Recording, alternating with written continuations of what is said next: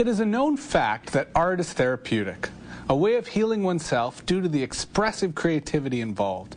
And art comes in many forms: drawing, painting, music, poetry, drumming, just to name a few. Our first guest used art as a means of changing his own life by looking deep within the spiritual meanings of his culture and his experiences. Joining me in studio today to talk about Aboriginal art and spirituality is Randy Charboneau, a native artist who also works with youth at risk in schools, community agencies, and remote reserves. Thanks again for coming in. You're welcome. Perhaps we could start by telling a little bit about how you got involved in art and your own spiritual journey. A long time ago, I was lost and I was struggling with life in a lot of ways, and in fact I was incarcerated for many years, and I needed to find a place of healing, a really cool place to be. And I ended up being able to express myself through painting, and I never done this before, and I encouraged myself, and I ended up using my bed sheets as my first painting. I cut my hair from my first paintbrush. And I ended up creating something that I felt really good about, and then it led to coming out of prison and using arts as a healing tool and expressing myself to community and kids in a lot of really good ways. Right on. Now, explicitly, I'm curious to hear more about the work that you're doing with kids and with young people. I'd assume helping them tap their own creative abilities. Perhaps you could tell us more about that. Yeah, in a strict discipline school, these kids seem to be looking for something to express themselves, to find their voice, and also to be wanted and be acknowledged.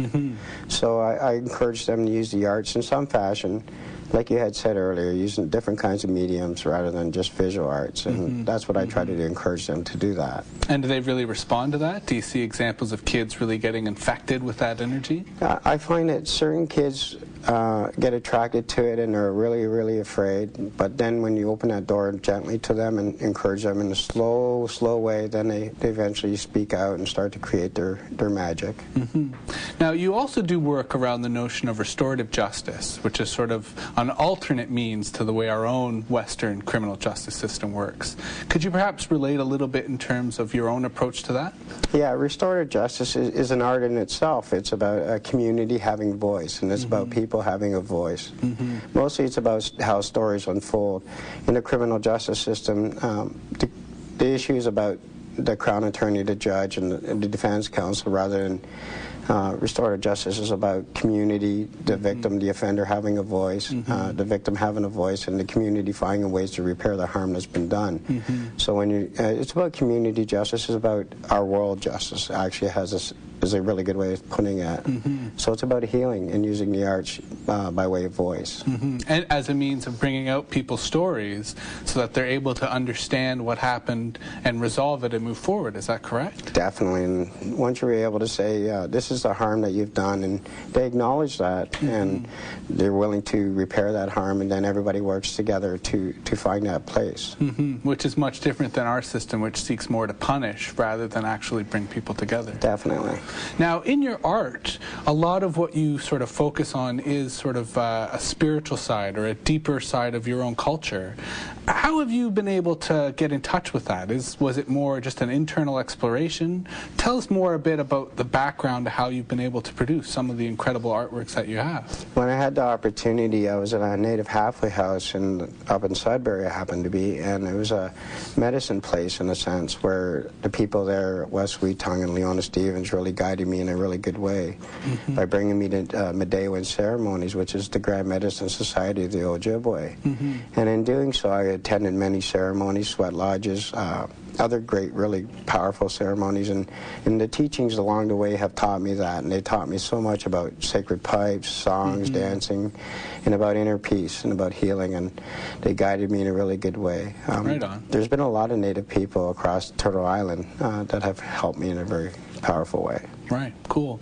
Now, we've been fortunate enough today that you've brought some of your paintings. Correct. Perhaps we could go over a few of them before we break.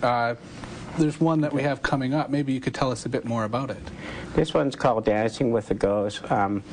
It's about oneself. There's two women there, and it talks about the strength of our women in our communities. In the four colors of man is yellow, red, black, and white. And it's about these two women that are willing to bring our communities back together. But I find, because I find a woman are the really strength and the backbone of our communities, that they always seem to be the first ones to step forward. So it's about that healing. The next painting that we have, this is called Truth Seeker, and it's about being on a journey. It's about those four circles above talk about those truths, and they'd be your truths, your goals, your dreams, your hopes, and it's about they're right there in your hands. And when you can find that truth, you can find yourself. So it's about being on a journey and being that truth seeker. Right on. And the third painting that you brought? This is called Flowing Energy. A lot of times in life we always tend to want to go through things and go in a really strong way, but gently stop, slow it down, pause, and simply go around things in a really good way. And that means by praying, by all those good things. In this image, a man's holding a pipe. And the sacred pipe talks about our connection to the Creator, the bowl representing woman and the stem representing man. So it's about people being connected. Right on. And the colors in this are really vibrant as well. Definitely. Well, blues represent that medicine in the water. When we're in the womb of our mothers, that's that first medicine that we're around is that blue, is that water. And so it's about nurturing, purifying, and cleansing. And it's about being strong. Right on. Well, we'll look at a few more of these paintings right after the break. We're speaking with Randy Charboneau about Native art and spirituality. We'll be right back after this short break. You're watching 3D Dialogue.